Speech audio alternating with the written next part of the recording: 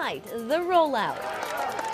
Johnson & Johnson's new vaccine joins the fight against COVID-19. And the dust settles after President Trump reemerges on the public stage at CPAC.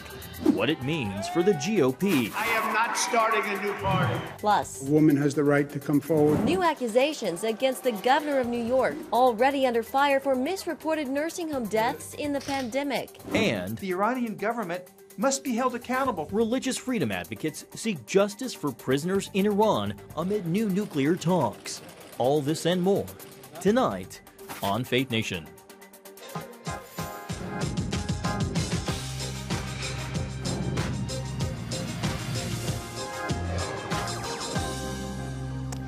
A new weapon in the war against COVID-19. Hi, everyone. Thank you for joining us this Monday evening.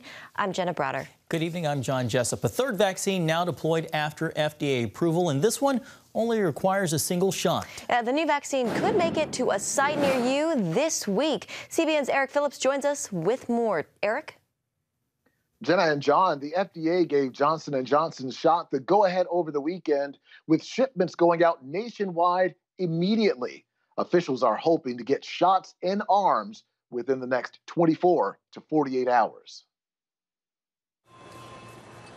Crews have been working around the clock to get the Johnson & Johnson vaccine boxed up and shipped out. Officials say 4 million doses will go out this week. The so-called one-and-done shot expected to speed up vaccinations exponentially. It's also important to remember when we say 100 million doses by June, that means 100 million vaccinations, patients that will have been treated. Not only does the latest vaccine require just one shot, it can also be refrigerated at normal temperatures, making it easier to store than those that must be kept below freezing.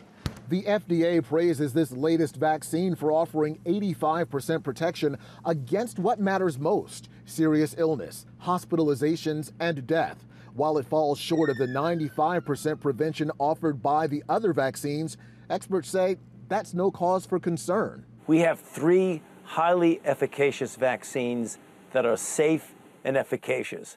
That's the bottom line. I can tell you I'm vaccinated now, but if I were not vaccinated and I was going to go into a clinic and they said, hey, we have J&J now, or you can wait 3 weeks or so to get another one, I would take the one that is available to me now, because the quicker you get vaccinated, the more quickly you will be protected, and you will add on to the overall protection in your county, in your country. So far, latest CDC stats show more than 24 million people fully vaccinated, with nearly 49 million waiting for their second shot.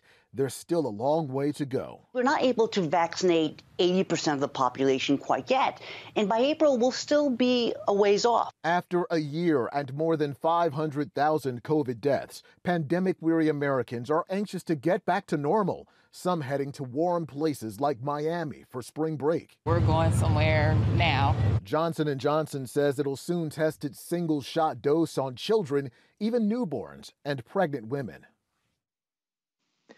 Meanwhile, on the financial relief front, President Biden is looking forward to meeting with Senate Democrats on Tuesday, now that his $1.9 trillion COVID relief bill passed the House over the weekend.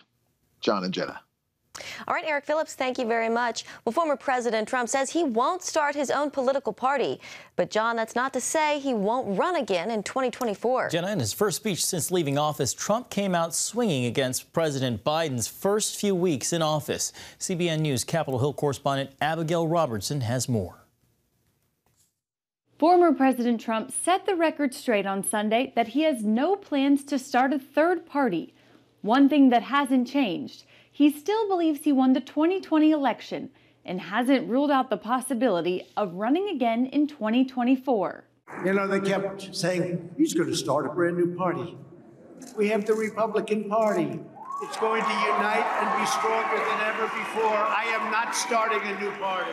Trump criticized the first few weeks of President Biden's administration, particularly his immigration policies. Biden has failed in his #1 duty as chief executive, enforcing America's laws. This alone should be reason enough for Democrats to suffer withering losses in the midterms and to lose the White House decisively 4 years from now. Trump also praised his America First agenda and said Republicans must make election security a priority. We must pass comprehensive election reforms, and we must do it now. The Democrats use the China virus as an excuse to change all of the election rules without the approval of their state legislatures, making it therefore illegal. Noticeably absent from CPAC this year was former Vice President Mike Pence. Mike Pence, who's a very prayerful man, believes that this is a time for him to kind of stay a little more quiet, a little more out of view, not because he's done anything wrong, but because he's a little bit retooling, and he's thinking about how he reemerges on the stage. He's absolutely going to be in the fight. Matt Schlapp, chairman of the American Conservative Union, which hosts CPAC, told CBN News Pence was invited but declined to attend. He talks to the president. All the myths about how they kind of left not talking to each other is wrong. We're all in this together. One thing Trump didn't address in his speech is the grand jury investigation into business dealings of the Trump Organization. Manhattan District Attorney Cyrus Vance and his team finally gained access to Trump's tax returns thanks to the Supreme Court, and they're looking into accusations of tax and insurance fraud, or if he falsified the values of assets in buildings in order to get loans. Trump has denied any wrongdoing and calls the ongoing investigation a fishing expedition and witch hunt. Reporting from Virginia, Abigail Robertson, CBN News. Thanks, Abigail. Meanwhile, New York Governor Andrew Cuomo is under more fire tonight. That's right, growing calls for accountability from his critics tonight after a second staffer came forward accusing him of sexual harassment. CBN News senior Washington correspondent Tara Mergener is here with the latest on the investigation, the fallout, and Cuomo's response. Tara? John and Jenna, the state attorney general's office is now leading what's being called a rigorous investigation. This is calls for Governor Cuomo's resignation grow louder, and he maintains his innocence. I know that there is a pattern of abusive and manipulative behavior from him. I do think that it is time for our governor to resign. More calls from inside his own party that Cuomo should step down. After this weekend, a second former aide came forward with a sexual harassment claim.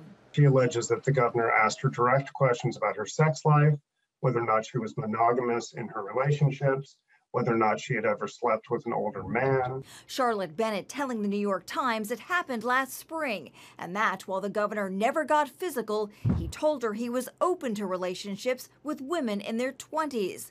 She says, "I understood that the governor wanted to sleep with me and felt horribly uncomfortable and scared." Cuomo denies the allegations and in a statement Sunday says, "Some of the things I have said have been misinterpreted as an unwanted flirtation. To the extent anyone felt that way, I am truly sorry about that."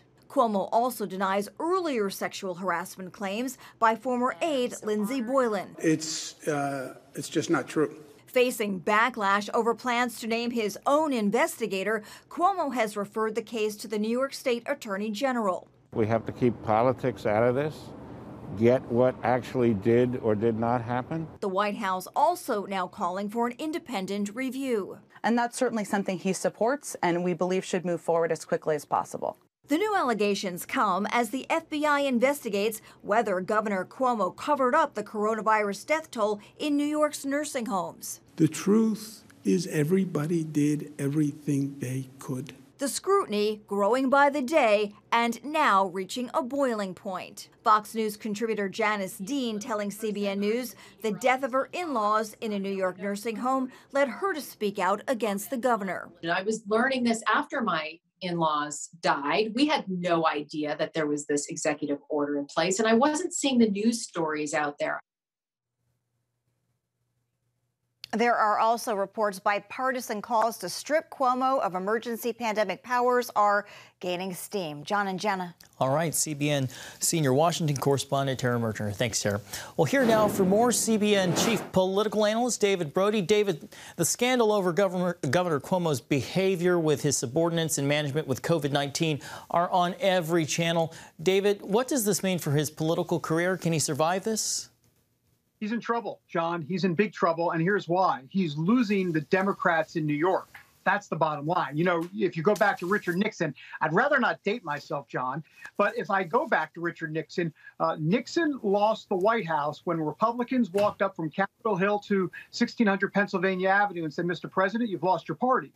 That could be what we're seeing here with Cuomo. He may be losing the New York Democrats and that party, the Democrat Party in New York, and that would be the undoing. Look, it's one thing to really blow the nursing home deaths. I mean, that's bad enough on its face. Then you throw in a sexual harassment allegation and another one to boot, and how many more are out there? We don't know. This is going to get bad, go from bad to worse pretty quickly, I think. David, on former President Trump's speech at CPAC, what were your thoughts on that? And more specifically, did he quash all of this talk about a Republican civil war?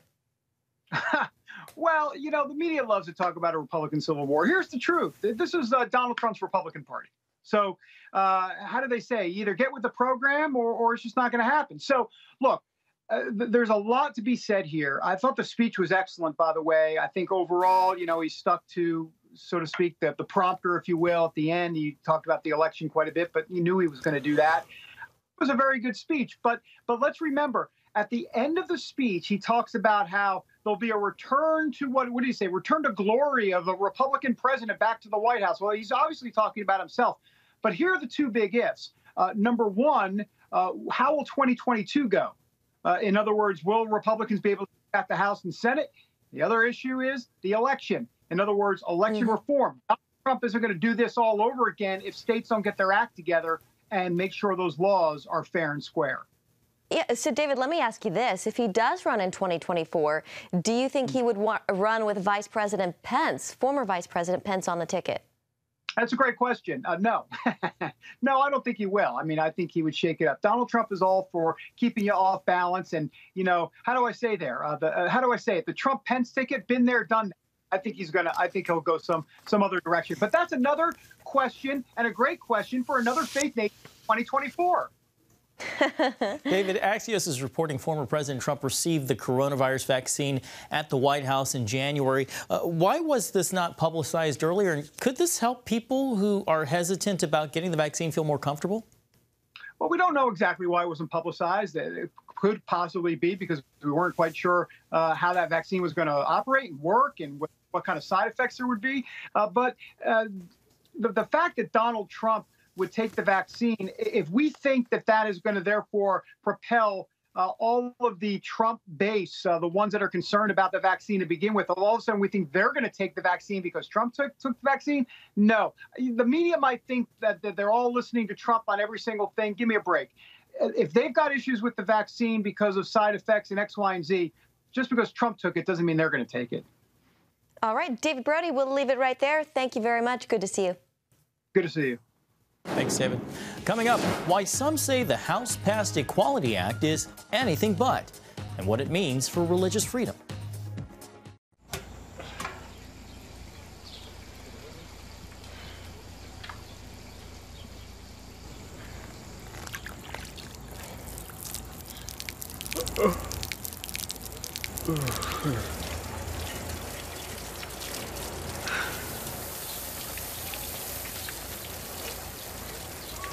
Life is better with a good night's sleep.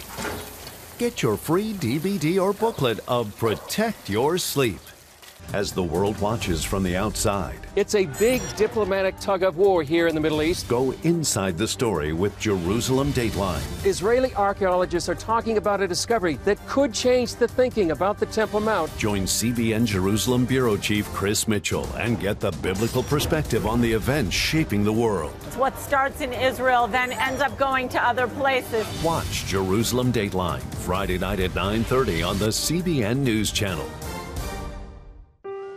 Life. It's meant to be lived fully. Jesus said it.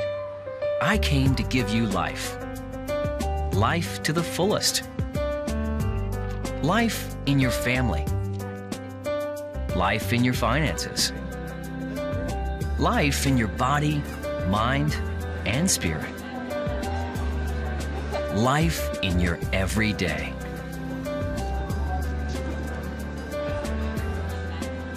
At CBN.com, we're taking what Jesus said seriously. We're here to help you discover life. Life. Live it fully.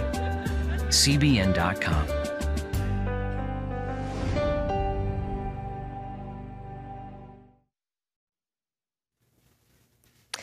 Tonight, the House Equality Act, passed by the House, is heading to the Senate. That's right, Jenna. The bill, approved largely along party lines, promises fair treatment for the LGBTQ community, but critics say it tramples on religious freedom in the process. The legislation expands the 1964 Civil Rights Act by broadening the definition of protected classes to include sexual orientation and gender identity. Congressman David Cicilline sponsored the bill. Opponents say the legislation ignores religious freedom in many ways, including requiring doctors to perform procedures like gender reassignment, even if it goes against their beliefs. Every American deserves respect and dignity, and it's important that the Equality Act become law because it will once and for all ensure that LGBTQ Americans can live lives free of discrimination. Parents who choose not to subject their child to puberty-blocking drugs, cross-sex hormones, they could have their children removed from their custody. President Biden has said he wants to sign the bill into law within his first 100 days in office. And here with us now is Justin Gibney, attorney and founder of the AND campaign. Justin, always good to have you with us. How does the Equality Act threaten religious communities, specifically kids who go to religious schools? Well, one thing I think is important to realize is that, it is important that we make sure that the LGBTQ people are protected when it comes to being on the job and housing and things of that nature. But there's a certain way to go about it. And unfortunately, the Equality Act has no consideration for religious institutions. When you talk about kids who go to religious schools that are getting federal help for their lunches, that lunch money would be taken away for hundreds of thousands of kids. That's just not the way to go about this. There are better ways to make sure that we protect our LGBTQ neighbors, but at the same time realize that religious liberty is important, especially when it comes to children. You support the Fairness for All Act, Justin. In your view, does that bill actually defend LGBTQ rights without threatening religious communities? It does. It's really a product of what our democracy should be. It comes from the Utah Compromise, where the faith community in Utah got together with the LGBTQ community, and they came to something that they could both live with. That's how we should work together. Unfortunately, the Equality Act doesn't do that. So the Fairness for All says, yes, we need to make sure that we have protections when it comes, again, to employment, when it comes to housing and things of that nature. But we're not going to close down Christian colleges. We're not going to close down Christian hospitals just because they're moving forward with their belief. In many ways, have nothing to do with discrimination, but just because they want to maintain their belief. So there's a more thoughtful way to go about this. Unfortunately, the Equality Act is just kind of folks shoving what they want through the process and not really going through a cleaner process that really reflects what our government and our democracy should be. So Target removed author Abigail Shrier's book, which is critical of transgender policies, just days after another book critical of the transgender movement. This one by, I believe, Dr. Ryan T. Anderson was scrubbed from Amazon. I know you talked about this in one of your recent podcasts, Justin. Your thoughts on whether corporations have the right to alter the public conversation by removing books like these from the debate? I mean, technically, sometimes, technically we can say that they have the right to do so. But whether they should or not is the bigger question. I mean, when you're talking about an issue that's this important, that's really, landmark legislation and really a novel concept or ideology that could really change our culture in many negative ways, there needs to be a full discourse. People need to be able to talk about this in an open way without their books getting removed from the shelves. And I think when you have to remove books from the shelves of stores like that, then you see that maybe there's a weakness in the argument that's trying to be covered up. And so I think we need to just have a real conversation about this. Christians can do better in advocating for our LGBTQ neighbors so that they are protected. That's something that the AND campaign and I'm very serious about. But there's a way to do it that moves forward a pluralistic society where people can disagree and still find ways to live together.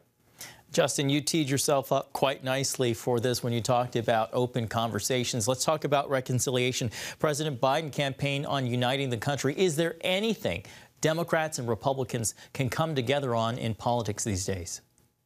Oh, absolutely. I think there's a huge opportunity to come together when it comes to COVID, to say, hey, we can find a way to make sure that we help the people who are in need right now, especially when you're talking about folks in poverty. You're talking about the Black community who suffered greatly at a higher rate when it comes to COVID. But then you also have opportunities when it comes to infrastructure. There's a lot of things that we can do together when it comes to infrastructure. We've seen breakdowns in American infrastructure as of late, and this is something both parties should be able to get behind. But it only happens if we're willing to do the right thing and kind of push away some of the voices that just don't want to work together, whether it's a good thing or not. A good place to end. Justin Gibney, we also should mention your podcast is The Church Politics. Justin Gibney with the AND campaign. Thanks for being with us. Thanks, Justin.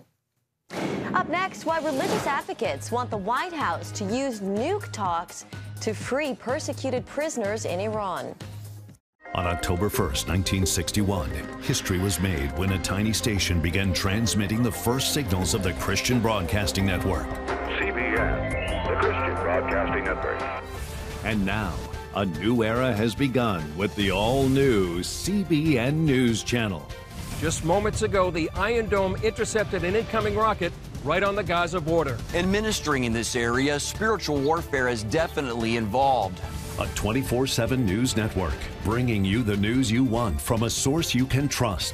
In Kenya, 40% of the medical services are actually provided by these Christian hospitals. Let's talk about the economy. Believers here are joining together to win people to Jesus Christ. All your favorite shows now in one place. Go to cbnnewschannel.com to find out how to get the CBN News Channel on your TV all day, every day. CBN News.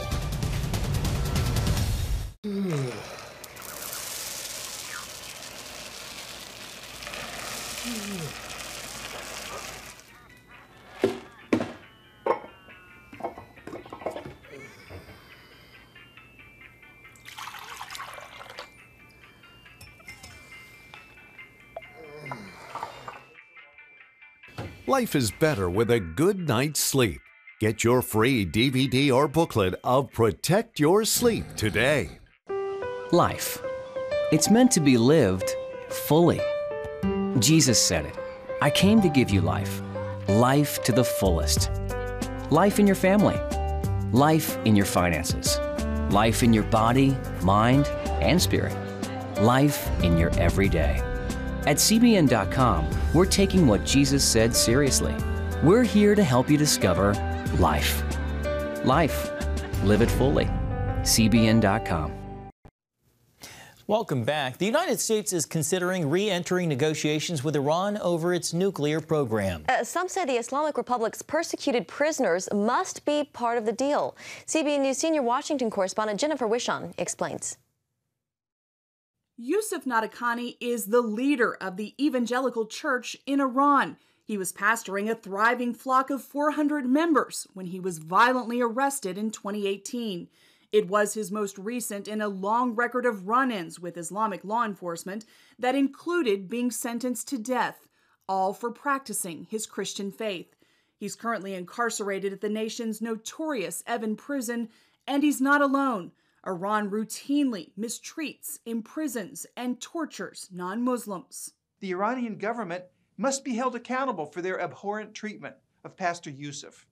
Now, as the Biden administration works to reestablish talks with Iran over its nuclear program, religious freedom advocates say the U.S. must use every ounce of leverage to help the persecuted. The continued unjustified detainment of prisoners like Pastor Yusuf increasingly jeopardizes Iran's already unstable position.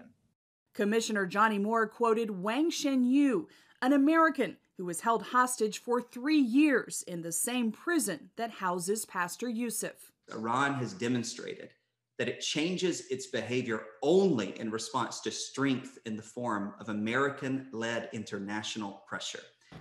If the present administration returns to the JCPOA without extracting concessions from Iran beyond the nuclear threat, it will relinquish all U.S. leverage over the regime. Diplomacy can't succeed without leverage. Appeals to the Biden administration came during a hearing to highlight the Prisoners of Conscience program sponsored by the U.S. Commission on International Religious Freedom. Family members advocated for their loved ones who've been jailed for their faith or belief. Susanna Coe spoke about her husband Raymond, who served as pastor of the Evangelical Church of Malaysia before disappearing during this well-orchestrated abduction. He loves to tell Bible stories to whoever that is willing to listen. Since the commission began its Prisoners of Conscience program, 14 have been released. Jennifer Wishon, CBN News. Thank you, Jennifer. Coming up, college coaches all over the country are on the same team today. See what's bringing them together next.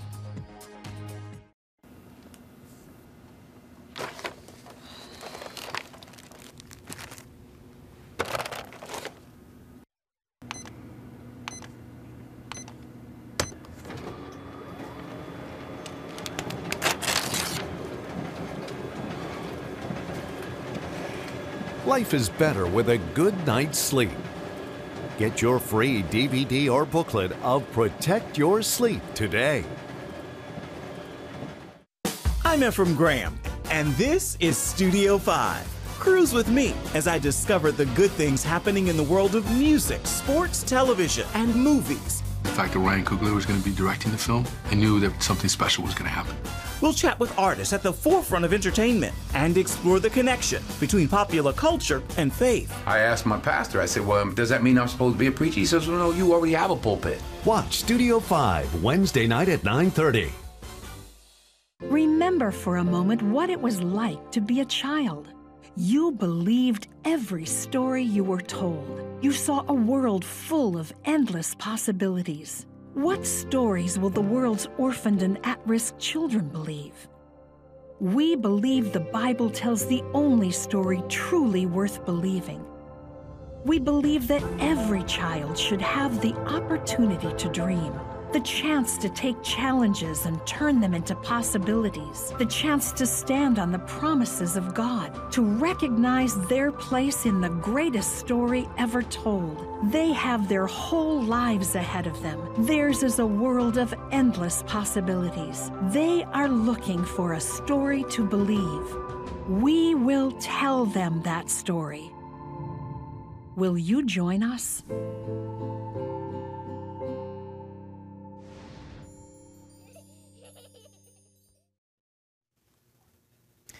Well, finally tonight, after a year of tough challenges, South Carolina State basketball coach Murray Garvin set out to find ways to encourage his counterparts. He initiated the first National Day of Prayer for college basketball coaches, with CBS analyst Clark Kellogg and Pastor Tony Evans leading the event. But in a dark chapter with a dark book, I got a lit verse. I have a plan for you, saith the Lord, a plan for your well-being and not your calamity, to give you a future and to give you a hope. And the virtual event featured prayers and uplifting messages from coaches around the country. Garvin praised God for using basketball to bring people together and called coaches to a season of March gladness. And John, this year, nearly all the games played in Indianapolis. Great thing. Have a great night.